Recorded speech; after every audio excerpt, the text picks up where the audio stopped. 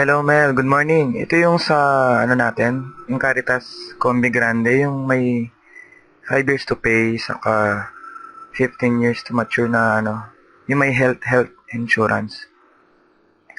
So ang explanation dyan, una sa commission mo, siyempre mas makikita mo ba to? Mas malaki yung halaga na ibebenta mo, mas malaki yung commission mo. And then, dito naman, ang explanation dyan, sabihin natin, ano lang po ito, 5 years to pay, hindi katulad ng iba, renewal annually, yung ibang kumpanya. Dito sa Caritas, 5 years to pay lang, 15 years na yung health insurance, may pension pa dito sa 15th year. Ito, kung nakikita mo yung 70,000. Ngayon, ang ano dyan, sabi nila, 40, ang baba naman ng tinutubo ng health insurance ko, 5,000 lang per year. Ang ano dyan, ang sagot dyan, malaking tulong na rin po yun. Kunwari po, yung bill nyo, 100,000.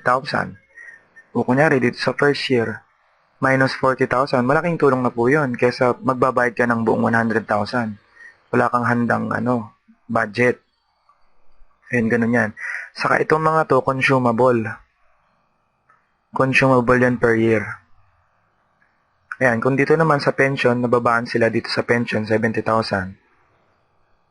Pwede nating palitan to. Mag-request ka lang sa akin or sa office. Sa akin na lang kahit para mabilis. Papalitan natin ng, kunwari, B.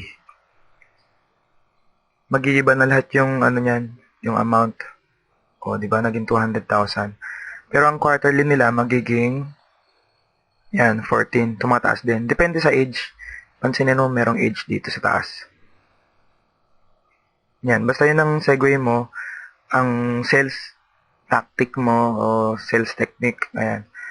Kapag sinabi na mababa, magandang tulong na may minus ka kung 100,000 yung bill mo o 150,000 o 250,000. Siyempre, malaking tulong pa rin kung madi-discountan yung mo. May handang budget ba? Ayan. So, ayun. I-ano ko muna yung isa. I-record ko yung isa pagkatapos. Okay, sige.